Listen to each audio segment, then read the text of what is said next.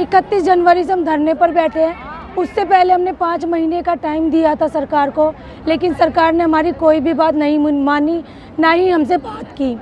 तब आखिर में हमने फैसला लिया कि हम अनिश्चितकालीन के लिए अब 31 जनवरी से धरने पर बैठ जाएंगे। 11 दिन हमारी हड़ताल बहुत अच्छे से गई। कल हमने अपनी रैली निकाली, रैली हमारी बहुत अच्छे से निकली। उसके बाद पुलिस वालों ने हमारे साथ धोखा किया। पहले इन्होंने धोखे से 10 मिनट का टाइम लेकर सारे बैरिकेड्स लगा दिया, हमें जाने नहीं दिया। फिर बाद में बड़ी रिक्वेस्ट करके वो बैरिकेड्स हटाए और हमने अपनी रैली निकाली। उसके बाद जब सारी बहनें रैली निकलने के बाद अपने अपने घरों के लिए चली गई और पीछे से हम थोड़ी सी बहनें बची थी, तो पुलिस वालों ने हमें सारी तरफ से घेर के हमसे बेमतलब की बातें करने लगे। और जब हम उनसे बात कर रहे थे तो उन्होंने पीछे से हमारे 4 भाइयों को और एक बहन को और हमारी 2 गाड़ियों को उठा लिया। अच्छा, आप आंगनबाड़ी में कितने सालों से काम करती हैं? मैं 12 साल से काम करती हूँ। तो अभी क्या आप लोगों का मांग क्या है, क्या मांग है? हमारी मांग ये है कि हम डिपार्टमेंट का और अपने इसका देश का, स्टेट का और सेंटर का सारा जड़ से काम करते हैं। हम सारा डाटा हम आंगनवाड़ी वर्कर देते हैं, जो हमारी गवर्नमेंट को पता चलता है। तो हमारी सबसे पहले ये मांग है, जब हम जड़ से जुड़े हुए और सारा डाटा दे रहे हैं तो हमें सरकारी कर्मचारी का दर्जा मिलना चाहिए। और सरकारी और हमारी मानदेय जो हमें मिलता है 9,700 रुपये, वो 9,700 रुपये बहुत ही कम है। इतनी बढ़ती महंगाई में उससे गुजारा करना बहुत मुश्किल है। तो वर्कर का मानदेय 25,000 और हेल्पर का मानदेय 20,000 होना चाहिए। इतने कोविड के दौरान में हमारी बहनों ने घर घर जाकर खाना बांटा है, सर्वे किया है, कोविड का सर्वे किया है, वैक्सीन का सर्वे किया है। सारी की सारी रिपोर्ट हमने डिपार्टमेंट को दी है। ना ही हमें कोई सैनिटाइज़र दिया गया, ना ही कोई मास्क दिया गया, ना ही कोई पीपीटी क्रीम दी गई हमें, पीपीटी किट दी गई हमें। और उसके बावजूद भी सारा डाटा हमसे ले लिया गया। ना ही हमारा कोई इंश्योरेंस है, ना ही रिटायरमेंट के बाद हमें रिटायरमेंट की सुविधा है। यदि किसी बहन को कोविड हो गया तो कोविड के दौरान कोई इलाज नहीं है, और यदि वो छुट्टी करती है तो उसके छुट्टी के पैसे भी डिपार्टमेंट काट लेता है।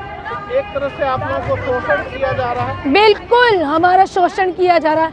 आप एक बच्चे को नहीं लेकर आते हैं? जी, हम बच्चे को साथ लेकर आते हैं। जब हम आंगनवाड़ी में साथ जाते हैं बच्चों को लेकर के, तो हम यहाँ पे भी तो साथ लेकर के आएंगे, क्योंकि ये हमारे हक के लिए लड़ाई है, हमारे बच्चों के लिए लड़ाई है, तभी तो हम लोग यहाँ पर खड़े हुए हैं। और जब तक हमारी मांगे पूरी नहीं होगी तब तक हम यहाँ से हटेंगे भी नहीं। जी, हमारी मांग ये है, हमारे जो मानदेय उसकी बढ़ोतरी की जाए। अब 10,000 रुपये में क्या होता है, घर का खर्च भी नहीं चल पाता। बच्चों की परवरिश, उनकी पढ़ाई, उनकी लिखाई, उनका फ्यूचर सब कुछ है, और 10,000 रुपये में क्या कर लेंगे। जितना इन्होंने काम बढ़ा दिया है हमारा इलेक्शन का, ये वो मेडिकल फैसिलिटी का काम वो सारा हम करें, आंगनवाड़ी का जितना भी काम होता है वो सारा हम करें, A to Z जितने भी नीचे वक्त काम होते हैं सारे हमें ही करने पड़ते हैं।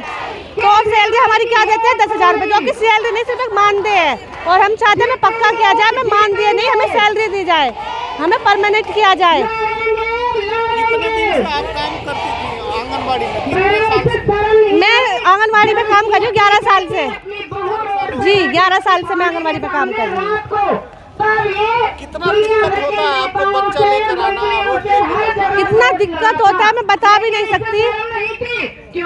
इतना दिक्कत होता है मुझे बच्चे को लेकर आने में, बहुत ज़्यादा परेशानी होती है। घर का भी करना होता है, अब बच्चों का भी देखना होता है, फैमिली को भी देखना होता है, और फिर ऊपर से आंगनबाड़ी का काम, सुपरवाइजर का प्रेशर, CDPO का प्रेशर, और भी बहुत सारे काम निपटा करके बच्चे को साथ लेकर आने पड़ता है, क्योंकि बच्चे को देखने वाला कोई नहीं है। और हमें अपने बच्चों को ही लेकर के साथ आना पड़ता है। हम बच्चों को छोड़ के भी नहीं आ सकते कहीं पर, क्योंकि बच्चों को छोड़ने की सुविधा ही नहीं है। और अब जब हम लेके भी आते हैं तो सुपरवाइजर भी ये बोलते हैं कि बच्चों को लेकर क्यों आते हो, छोड़ कर आया करो बच्चों को घर पे। अब आप ही बताएं बच्चों को कहाँ छोड़े, घर पे भी कोई नहीं देखने वाला, हमें खुद ही देख रेख करनी होती है। It's great to see you here. Thank you for watching our work. If you haven't subscribed yet, don't forget to click the bell icon and subscribe to Mojo Story and support independent, robust journalism.